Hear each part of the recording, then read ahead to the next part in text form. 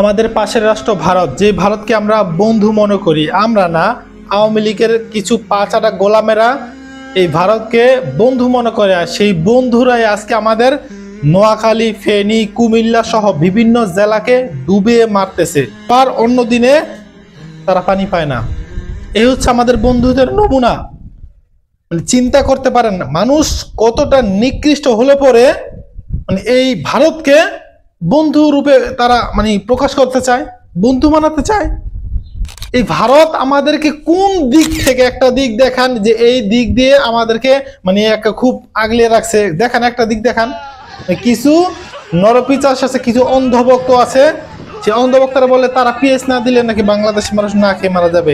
এখন তো 2-3 মাস ধরে প্রায় 1.5 মাস ধরে পিএস দেয় না, তাতে কি হয়েছে? মারা গেছে। পাকিস্তান আছে, বিভিন্ন চীন আছে, এই দেশ থেকে তো পেঁয়াজ আসতেছে।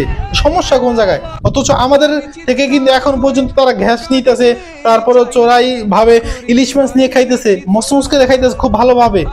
আমরা জোর দাবি করতেছি, বাংলাদেশ বর্তমান অভ্যন্তরীণ সরকারের কাছে জোর দাবি জানাচ্ছি যে অবিলম্বে 2-1 দিনের মধ্যে ভারতের সাথে যে আমাদের গ্যাসের যে একটা লাইন আছে, সেই লাইনটা বন্ধ করে দেওয়া হোক। সেই সাথে কোনো চোরাই ভাবে যেন একটা ইলিশ মাছ যেন এই ইন্ডিয়া দালালদের কাছে না যায়, মুদি কষার কাছে না যায়। তবে এর মধ্যে আরেকটু আপনাদের কাছে একটু কথা বলতে চাই, সেটা হচ্ছে যে আসুন্না ফাউন্ডেশন, শেখ আহমদুল্লাহ যে আসুন্না ফাউন্ডেশন তিনি খুলেছেন, সেই আসুন্না ফাউন্ডেশনের মাধ্যমে গতকালকে তিনি শত শত মিডিয়ার মাধ্যমে তিনি বলেছেন যে আমরা যারা বন্যাগ্রস্ত আছি, বানবাসী মানুষ আছে, তাদের জন্য কিন্তু 10 কোটি টাকা, 10 কোটি টাকা বরাদ্দ করে দিয়েছে শেখ আহমদুল্লাহ আসুনা ফাউন্ডেশনের মাধ্যমে। আর এই টাকাটা কিন্তু সম্পূর্ণ আপনাদের, সম্পূর্ণ আপনাদের বিভিন্ন প্রবাসী ভাই বোনদের টাকা দিয়ে কিন্তু আজকে এই সাধারণ যারা বন্যা কবলিত মানুষগুলো আছে, বন্যায় পড়ে আছে, বন্যায় কষ্ট করতেছে, তাদের জন্য কিন্তু 10 কোটি টাকা বাজেট ধরেছে। তাহলে বুঝলেন কি, এই দেশে কিন্তু মানবতার ফেরিওয়ালার অভাব নাই। সুমন, মানবতার ফেরিওয়ালা। একটু পানি দেখা, আমার 13টা গরু আছে, 13টা গরু বেশি আমি সব দিয়ে দিব। এই বাটপারি লম্পটি কতবার আমরা দেখছি, কত কোটি কোটি টাকা এই লম্পটে মাইরে খাইছে। আজকে সম্বলে সেই লম্পট যদি আসলে প্রকৃত ভালো থাকতো, অজিত দেশ যদি ভালো করতো, তাহলে আজকে পলাই যেত না। আগে শেখ হাসিনা আগে পলাইছে, চিন্তা করতে পারেন? তো যাই হোক, আমরা কখনোই এই ভারতকে কখনো বন্ধুরূপে আমরা বানাবো না। ভাসানি বলে গেছে যে যেদিন এই বাংলার জনগণ বুঝবে যে ভারত আমাদের কি শত্রু, সেদিন থেকে তোমরা সফল হয়ে গেছে। মনে করো তোমরা ওই দিন বিজয়ের এক পর্যন্ত তোমরা পরাধীন থাকবা। এ কথা মাওলানা ভাসানী অনেক আগে বলে গিয়েছেন। তো এই প্রজন্ম আলহামদুলিল্লাহ ভারত যে আমাদের শত্রু, সেটা কিন্তু অলরেডি আলহামদুলিল্লাহ বুঝে গিয়েছে, কিছু দালাল ব্যতীত। ঠিক আছে, কিছু দালাল আছে, সেই দালালরা শুধু বলে যে ভারত আমাদের বন্ধু। দেখেন এই যে দৃশ্যগুলো আপনাদেরকে দেখাইলাম, এই দৃশ্য কোনো একজন ব্যক্তি দেখতে পারে? চিন্তা করতে পারেন? এই দৃশ্য দেখলে কোনো মানুষ ঠিক থাকতে পারে? আমি তো ঠিক থাকি না। আমার বিশেষ করে ভিডিও যখন দেখি, চোখে পানি অটোমেটিক চলে আসে। যাক, আল্লাহ পাক রব্বুল আলামিনের কাছে শুকরিয়া আদায় করি যে আল্লাহ পাক রব্বুল আলামিন তাদেরকে হেফাজত করুক। আর একটা কথা হচ্ছে, আসুন্না ফাউন্ডেশন আপনারা চাইলে 10 টাকাও পাঠাতে পারবেন। আসুন্না ফাউন্ডেশন আপনারা যদি চান, আপনারা 10 টাকা কিন্তু পাঠাতে পারবেন। আর এটা এরকম একটা ফান্ড যেখানে আলহামদুলিল্লাহ আমরা বলতে পারি 1 টাকা, আল্লাহর কসম করে বলতে পারি, আসুন্না ফাউন্ডেশন আপনি যদি 1 টাকা দান করেন, সেই 1 টাকা অন্যদিকে এদিক সেদিক হবে না ইনশাআল্লাহ।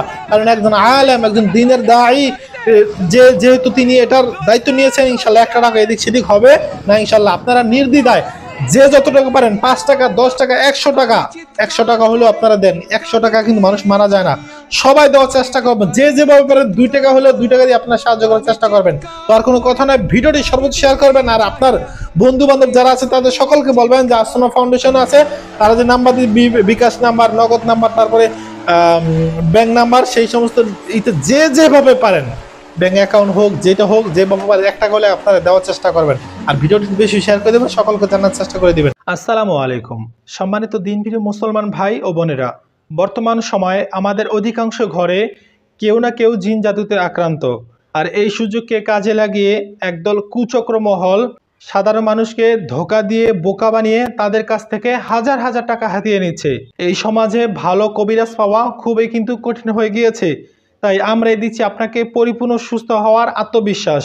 তাই চলে আসুন বেলাল হোসেন জাবির হুজুরের কাছে। আল্লাহ চাহেন তো 100% সুস্থ হবেন ইনশাআল্লাহ। বেলাল হোসেন জাবির হুজুরের নামে অনেকে ফেক আইডি খুলে সাধারণ মানুষের কাছ থেকে হাজার হাজার টাকা হাতিয়ে নিচ্ছে। নকল ভুয়া আইডি থেকে সকলেই সাবধান। আমরা অনলাইনে কোনো চিকিৎসা বা কোনো লেনদেন করি না। যদি কেউ অনলাইনে টাকা দিয়ে প্রতারিত হন, এর জন্য বেলাল হোসেন জাবির হুজুর দায়ী নয়। বেলাল হোসেন জাবির হুজুরের নাম্বার একটাই, আর এই নাম্বার হচ্ছে 01719580728। আপনাদের সুবিধার্থে আবারও নাম্বারটা বলে দিচ্ছি, 01719580728। এই নাম্বার ব্যতীত দ্বিতীয় কোনো বেলাল হোসেন জাবির হুজুরের নাম্বার নেই। এই নাম্বার ব্যতীত অন্য কোনো নাম্বার থাকলে সেই নাম্বারে কোনোদিনও টাকা পাঠাবেন না এবং কারোর সাথে যোগাযোগ করবেন না। সকল ভালো থাকবেন, সুস্থ থাকবেন। আল্লাহ হাফেজ। আলহামদুলিল্লাহ, অবশেষে একজন বৃদ্ধা মহিলার মুখে মানব সেবা ফাউন্ডেশন হাসি ফুটাতে পেরেছে। তো এই জন্য আল্লাহ পাক রব্বুল আলামিন দরবারে শুকরিয়া, আলহামদুলিল্লাহ। আসসালামু আলাইকুম ওয়া রাহমাতুল্লাহি ওয়া বারাকাতুহু। সম্মানিত ভালোবাসার মানুষগুলো, আশা করছি আল্লাহর রহমতে সবাই ভালো আছেন, আলহামদুলিল্লাহ। আপনাদের দোয়া এবং ভালোবাসায় এবং সহযোগিতায় অনেক ভালো আছি। দর্শক শ্রোতা, আজকে আমরা যাচ্ছি একজন বৃদ্ধা মহিলার কাছে, যার কিনা কোনো সন্তান নেই, না আছে কোনো মেয়ে, না আছে কোনো ছেলে, না আছে স্বামী। এমন একজন তার গার্ডিয়ান বা তার কোনো একজন লোক থাকবে যে তাকে কামাই করে খাওয়াবে, এমন কোনো লোক তার নেই। তিনি একেবারেই বৃদ্ধ। কি এরকম বৃদ্ধ আজকে আপনারা দেখবেন, নিজ চোখে দেখবেন। আপনাদেরকে সেখানে নিয়ে যাওয়ার পরে আপনারা দেখতে পারবেন। অনেক কষ্ট হয়েছে। এই যে ব্রিজটা দেখতে পাচ্ছেন, এই ব্রিজটা দিয়ে আমাদের যে বাথরুমে যে চাক্কিগুলো, সেগুলো আনতে খুবই আমাদের কষ্ট হয়েছে। তো তারপর আলহামদুলিল্লাহ, শুকরিয়া আলহামদুলিল্লাহ, একজন গরিব লোককে, একজন অসহায় মানুষকে যে সাহায্য করতে পেরেছি, এজন্য আসলে নিজেকে আমি অনেক ধন্য মনে করি, ছোট মনে করি। একেবারে আমি নিজেকে ছোট মনে করি, কিন্তু আমি এই মানব সেবা ফাউন্ডেশনের সাথে সবসময় লেগে থাকি। কত কষ্ট যে করছি সেটা আল্লাহ পাক রব্বুল আলামিন ভালো জানে। এত কষ্ট আমি 6 মাসও করি না, যে কষ্ট আমি আজকে একটা দিনের জন্য শুধু করেছি, একটা দিনে করেছি, এই শুধু মাত্র এই বৃদ্ধা মহিলার মুখে একটু হাসি ফোটানোর জন্য, শুধু এই বৃদ্ধা মহিলার মুখে হাসি ফোটানোর জন্য এত কষ্ট করেছি। তো আপনারা তো দেখতেই পাচ্ছেন, আমরা চাকিগুলো নামাচ্ছি। এই বৃদ্ধা মহিলার সাথে আমার সাথে যখন দেখা হলো, এই বৃদ্ধা মহিলা আমাকে দেখে সাথে সাথে কান্নাকাটি করে দিয়েছে যে বাবা, আমার একটা বাথরুম নেই, আমি অন্যের বাথরুমে যখন যাই তারা গালাগালি করে, বাজে কথা বলে, মন্দ কথা বলে। আমাকে অন্তত না পারো বাবা 2টা চাকি দিয়ে আমাকে একটা বাথরুম বানিয়ে দাও। আর আমার ঘরের মধ্যে কারেন্ট নেই, বাতি নেই, আমি খুবই অসহায়, আমি খুবই কষ্টের মধ্যে আছি। আমাকে যদি একটা বাতি দিতা ঘরের মধ্যে, আমি অনেক খুশি হইতাম। তো এই যে একজন বৃদ্ধা মহিলার মুখে যখন এই কথাগুলো শুনলাম, তখন আমার আমি মনে হয় এই দুনিয়াতে আমি নেই। এতটা কষ্ট পেয়েছি যে কিভাবে সম্ভব এই বৃদ্ধা মহিলা দুনিয়াতে এত মানুষ বেঁচে থাকতে, এই বৃদ্ধা মহিলা এত কষ্ট করবে, এটা কখন হতে পারে না। তো সাথে সাথে আমাদের মানব সেবা ফাউন্ডেশনের যারা সদস্য আছে তাদেরকে সাথে সাথে আমরা জানিয়ে দিলাম। জানিয়ে দেওয়ার পরে তারা একটা পদক্ষেপ নিল।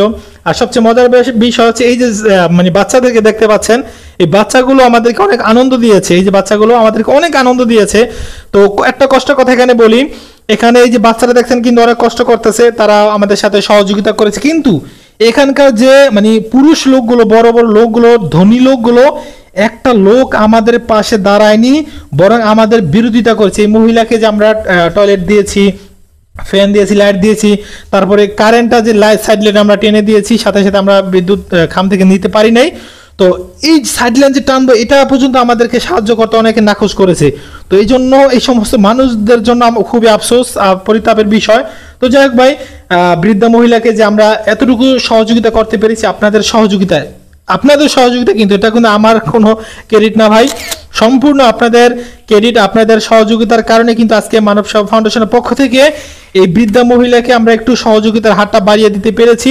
এই জন্য আপনাদেরকে কখনই আমরা ভুলবো না, মানব সেবা ফাউন্ডেশন কখনই ভুলবে না। এই যে দেখতে পাচ্ছেন, বাতি কিন্তু আমরা জ্বালিয়ে দিয়েছি, একটা জালি ফ্যান দিয়েছি, কারেন্ট দিয়েছি। এই যে বৃদ্ধা মহিলা দেখতে পাচ্ছেন, আলহামদুলিল্লাহ। এই বৃদ্ধা মহিলা যে কতটা খুশি হয়েছে, হয়তো ক্যামেরার সামনে আপনাদেরকে তুলে ধরি নাই।